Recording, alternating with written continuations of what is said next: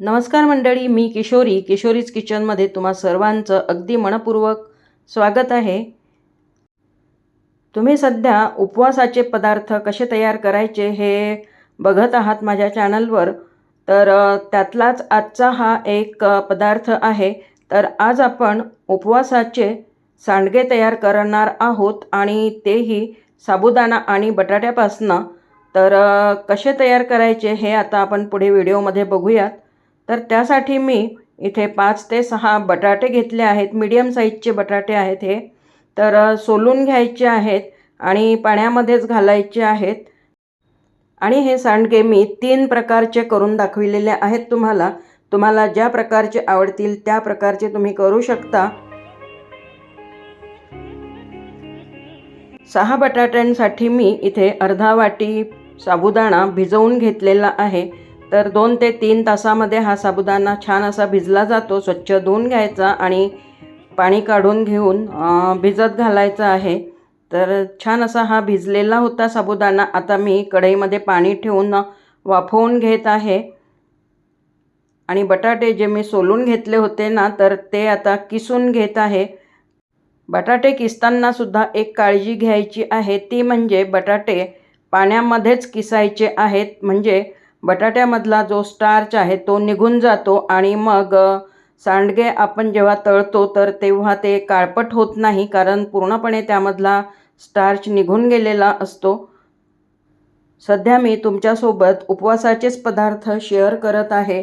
तर खूप वेगवेगळ्या पद्धतीचे वेगवेगळ्या प्रकारचे हे उपवासाचे पदार्थ आहेत आणि एकदा करून ठेवले तर तुम्ही वर्षभर हे पदार्थ टिकवू शकता।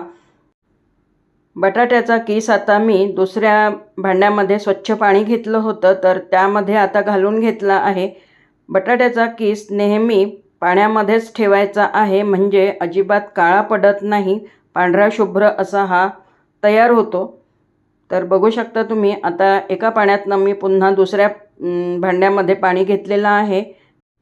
त्यामध्ये आता हा मी बटाट्याचा किस घालून आहे। तर ही प्रोसिजर जी आहे ती 2 ते 3 वेळा करायची आहे, म्हणजे पाणी स्वच्छ होते आणि बटाट्याचा किससुद्धा तळल्यानंतर किंवा वाळल्यानंतर सुद्धा पांढरा शुभ्र तयार होतो। तोपर्यंत इथे माझा साबुदाणासुद्धा वाफवून झालेला होता। आता मी बटाट्याचा किससुद्धा थोडा उकडून घेत आहे। तर पाणी गरम करायला ठेवलेलं आहे भांड्यामध्ये। चवीला थोडं मीठ घातलेलं आहे। कुठल्याही वाळवणाच्या पदार्थामध्ये मीठ जरा कमीच घालायचं। साबुदाणा पण छान असा वाफवून झालेला आहे। पाणी उकळल्यानंतर मग त्यामध्ये आता हा मी बटाट्याचा किस घालून घेतला आहे आणि अगदी 2 ते 3 मिनटं ठेवायचा आहे, फार वेळ ठेवायचा नाही, नाहीतर बटाट्याच्या किसाचा लगदा होऊ शकतो। मी गॅस बंद केलेला आहे आणि आता हा बटाट्याचा किस जो आहे तो मी एका चाळणीमध्ये काढून घेत आहे, म्हणजे त्यामधलं पाणी निथळून जाईल।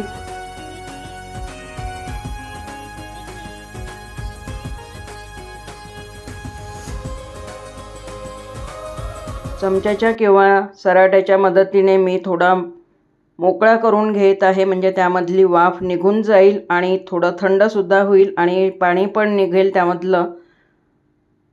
संपूर्ण पाणी आता ह्यामधलं निघालेलं आहे। आता मी मोठ्या भांड्यामध्ये हा बटाट्याचा किस घातला आहे, वाफवून घेतलेला साबुदाणासुद्धा घातलेला आहे। त्यामध्ये आता मी हे जे तयार केलेलं मिश्रण होतं तर ते घातलं आहे। तर त्यामध्ये मिरची, जिरं, काळी मिरी आणि अद्रक घालून जाडसर असं मी वाटलेलं होतं। चवीनुसार त्यामध्ये मीठ घातलं आहे। सगळं मिश्रण जे आहे ते छान असं मिक्स करून घ्यायचं आहे।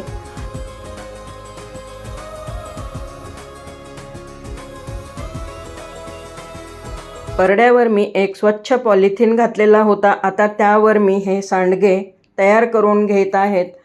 तुम्ही हव्या त्या आकाराचे, हव्या त्या प्रकारचे सांडगे तयार करू शकता। तर मी तुम्हाला 3 प्रकारचे सांडगे ह्या व्हिडिओमध्ये दाखवत आहे आणि कुठल्याही प्रकारचे केले तरी तळल्यानंतर ते खायला छानच वाटतात। पहिले मी छोटे छोटे असे सांडगे तयार केले होते. त्यानंतर मग ज्या पद्धतीने आपण मेदूवडा तयार करतो ना, तर अगदी त्याच पद्धतीने हे सांडगे तयार केलेले होते.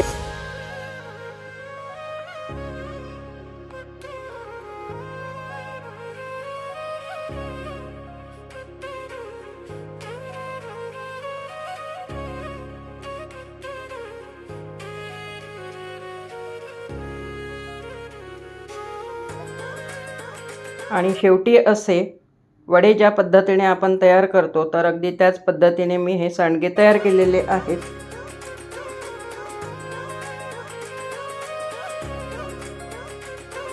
संपूर्ण सांडगे तयार झाल्यानंतर मग उन्हामध्ये मी वाळवून घेतले आहेत. तर मला 3 ते 4 दिवस लागले हे सांडगे वाळण्यासाठी.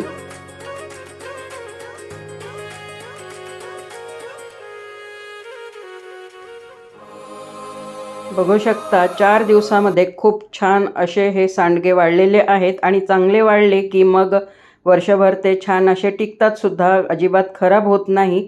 तळून सुद्धा दाखवते तुम्हाला मी. बटाट्याचा किस आहे आणि साबुदाणासुद्धा मी वाफवून घेतलेला आहे, त्यामुळे छान फुलले आहेत आणि खायलासुद्धा एकदम खुसखुशीत असे हे सांडगे लागतात. तर तुम्हीसुद्धा नक्की करून बघा या उन्हाळ्यामध्ये.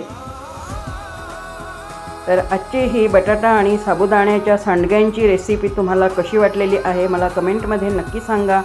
आणि जर आवडली असेल तर रेसिपीला लाईक करा, शेअर करा, चॅनलला सबस्क्राईब करायला विसरू नका. आणि बाजूला जे बेल बटन आहे ना, तर ते प्रेस करा, म्हणजे माझे नवीन रेसिपी आली की तुम्हाला सर्वात पहिले नोटिफिकेशन मिळेल आणि तुम्हाला माझे व्हिडिओ बघता येतील, रेसिपीज बघता येतील. चला तर मग पुन्हा भेटूयात उद्याच्या नवीन व्हिडिओसोबत, नवीन रेसिपीसोबत. तोपर्यंत मस्त खा, स्वस्थ रहा. धन्यवाद.